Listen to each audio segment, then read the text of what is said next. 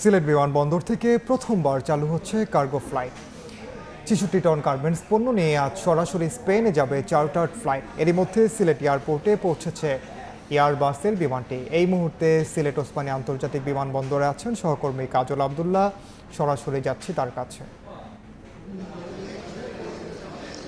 সিলেট থেকে পণ্য রপ্তানির কার্গোর মাধ্যমে সেটি নতুন একটি দিগন্ত উন্মোচন হলো সিলেট ওসমানী আন্তর্জাতিক বিমানবন্দর থেকে। সেক্ষেত্রে বলা চলে যে আজকে সন্ধ্যা ৭টার পরপরই কিন্তু কার্গো ফ্লাইটটি সিলেট থেকে যাত্রা করবে স্পেনের উদ্দেশ্যে। এখন চলছে উদ্বোধন অনুষ্ঠান। আমরা এর আগে জানিয়েছিলাম যে বিকেল ৫:৪টার দিকে ডেডিকেটেড চার্টার্ড ফ্লাইটটি ৬০ টন বিশিষ্ট যেটি ছিল সেটি কিন্তু ৬৬ টন সেখানে অলরেডি কিন্তু এখানে বলা চলে যে লোড দেওয়া হয়েছে। ৬৬ টন পণ্য নিয়ে স্পেন যাবে ফ্লাইটটি, সেটি ৫:৫টায় সিলেট ওসমানী আন্তর্জাতিক বিমানবন্দরে এসে পৌঁছায়। এরপরই গ্রাউন্ড হ্যান্ডলিং কর্মী যারা রয়েছেন বাংলাদেশ বিমানের, তারা কিন্তু পণ্য লোডিং কার্যক্রম কিন্তু শুরু করে এবং লোডিং কার্যক্রম প্রায় ৬টার মধ্যে ৬:৪টার মধ্যে কিন্তু শেষ হয়ে যায়।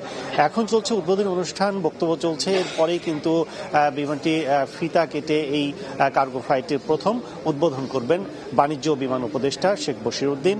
সাথে থাকবেন সিভিল এভিয়েশন চেয়ারম্যান সহ বিমান এবং অন্যান্য সংশ্লিষ্ট যে কর্মকর্তা রয়েছে বিভিন্ন সংস্থার এবং দপ্তরের, এবং সাথে এখানে রয়েছে ক্রেতা, বিদেশি ক্রেতা যারা রয়েছেন তাদেরও প্রতিনিধি রয়েছেন, ফ্রেড ফরওয়ার্ড কর্মকর্তারাও রয়েছেন যারা এখানে বিভিন্নভাবে লজিস্টিক সাপোর্ট দেন।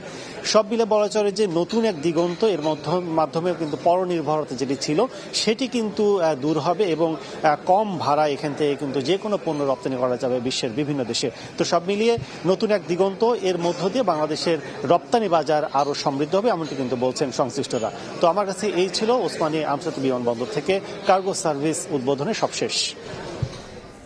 সরাসরি যুক্ত ছিলাম সিলেটে ওসমানী আন্তর্জাতিক বিমানবন্দরে।